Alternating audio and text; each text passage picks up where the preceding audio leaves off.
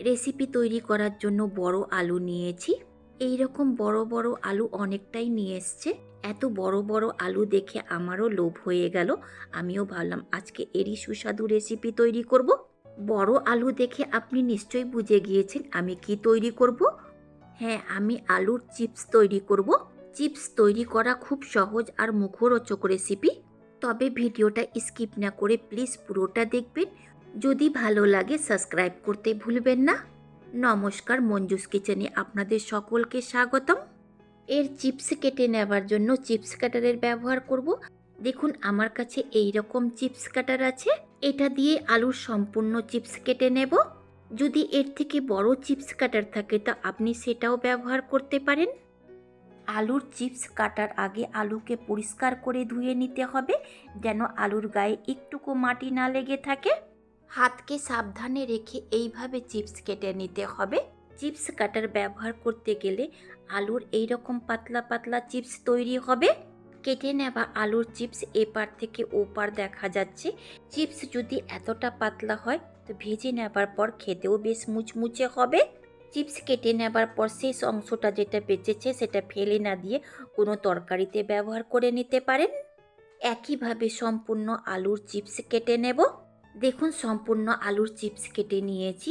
একে বেশ জল পাল্টে পাল্টে ধুয়ে নিতে হবে, যেন এর গায়ে একটুকু আলুর কষ না লেগে থাকে। তার আগে ওভেনকে অন করে কড়াইয়ে জল গরম হতে বসিয়ে দেব। জলের মধ্যে দেব 2 টেবিল স্পুন নুন আর 1 টেবিল স্পুন সাদা তেল। এই জলকে বলক ওঠা পর্যন্ত রান্না করে নিতে হবে। দেখুন জলে বলক উঠে গেছে, খুব ভালোভাবে জলটাকে নেড়ে দিতে হবে। দেব এর মধ্যে ধুয়ে নেওয়া আলুর চিপস।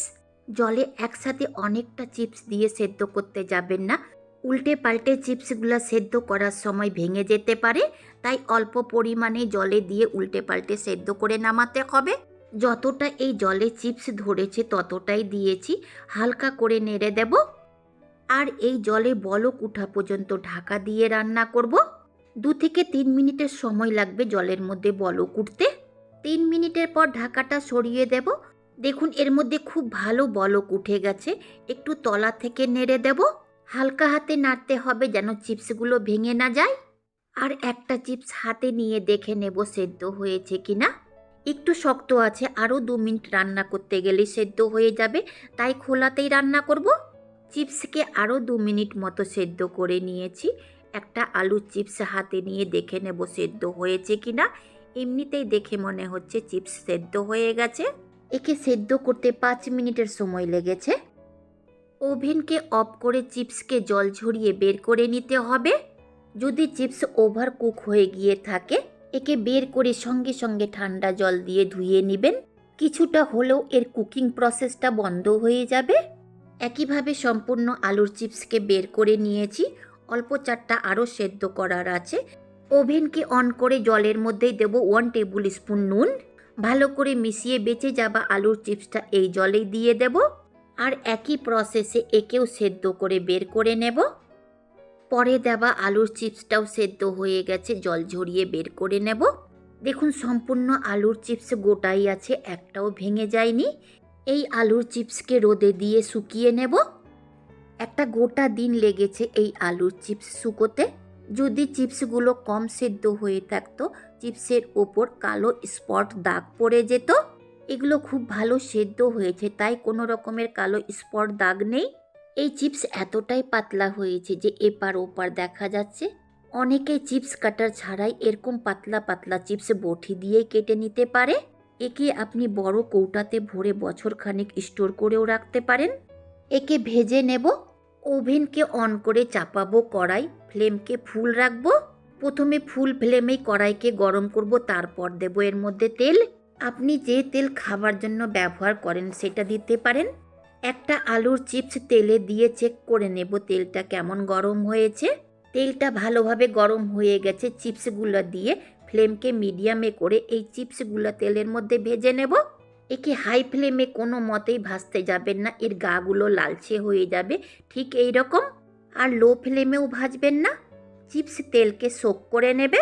তাই একে মিডিয়াম ফ্লেমেই ভাজবেন। একে বার করার সময় অবশ্যই তেলকে ঝরিয়ে বের করতে হবে। একইভাবে আরও আলুর চিপসকে ভেজে নেব। অনেকটাই আলুর চিপস ভেজে নিয়েছি, আমারই দেখে লোভ হচ্ছে।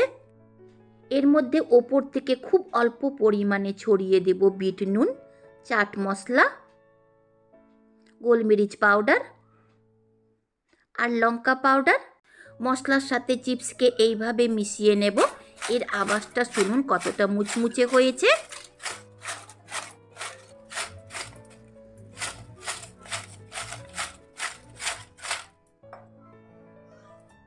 এর ওপর থেকে দেব ভেজে নেওয়া কাঁচা লঙ্কা। তৈরি হয়ে গেল আলুর চিপস রেসিপি। একে আপনি ভাত বা বিকেলে চায়ের সঙ্গে খেতে পারেন, বা ছোটোখাটো খিদেতেও আপনি একে ভেজে খেতে পারেন। যদি হঠাৎ করে বাড়িতে গেস্ট চলে এলো, তাকেও আপনি ভেজে খাওয়াতে পারেন। যদি এই আলুর চিপস রেসিপি ভালো লেগে থাকে, লাইক শেয়ার সাবস্ক্রাইব করবেন, পাশে আসা বেল আইকনকেও প্রেস করবেন। আমি যখনই কোনো নতুন ভিডিও আপলোড করি তার নোটিফিকেশান আপনি পাবেন। শেষ পর্যন্ত দেখার জন্য অনেক ধন্যবাদ।